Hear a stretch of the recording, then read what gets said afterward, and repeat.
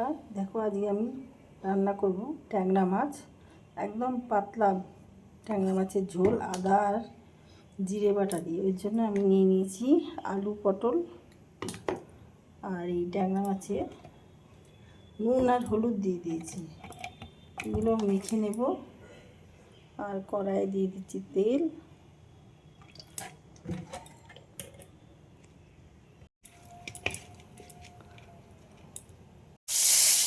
মাছ ভেজে নিচ্ছি। বাবা,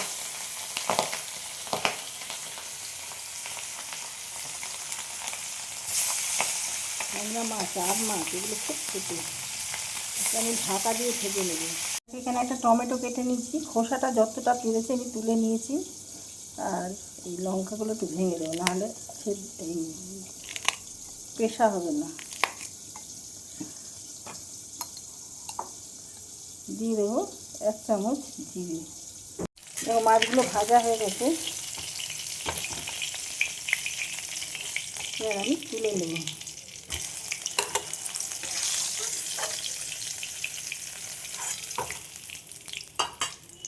দিয়ে দেবো কালো জিরে ফোড়ন,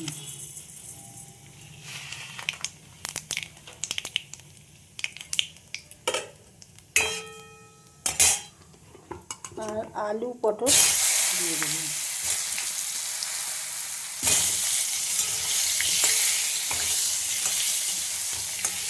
সবজিগুলো আমি ভেজে নেব। আমি এই পেস্টটার মধ্যে আদা দিয়েছি। আদা না দিলে তো ভালো লাগবে না, ওটা স্কিপ হয়ে গেছে। আদা, কাঁচা লঙ্কা, টমেটো আর জিরে দিয়ে দিলাম। হলুদ, নুন পরিমাণ বুঝে।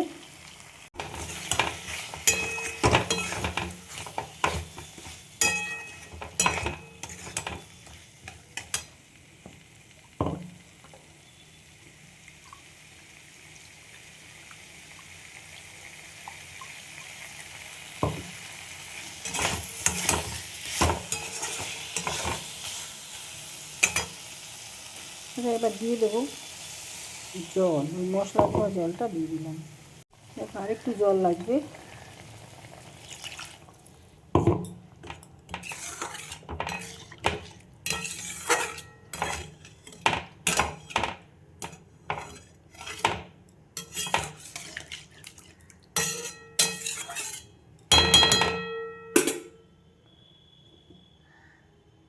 আর একটু জল দিয়ে দিলাম। অল্প একটু মিষ্টি দিয়ে দেবো। আমার কাছে গুড় নেই, গুড় শেষ হয়ে গেছে।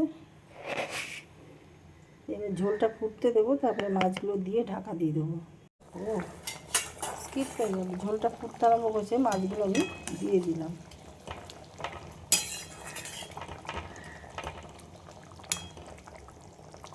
এবার ঢাকা দিয়ে দেবো।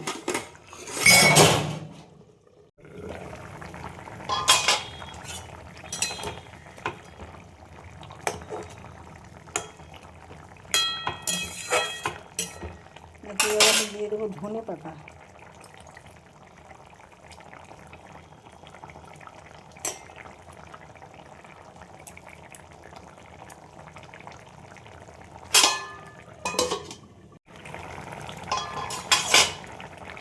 এবার দিয়ে দেবো একটু গরম মশলা।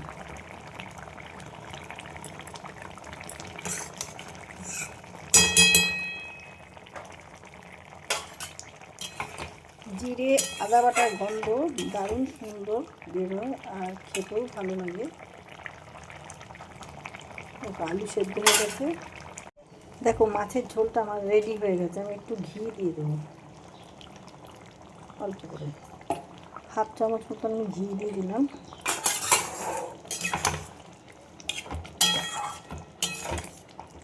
এবার নামিয়ে ফেলবো।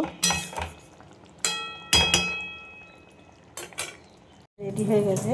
আমি আর একটু ধনে পাতা ছড়িয়ে দিলাম।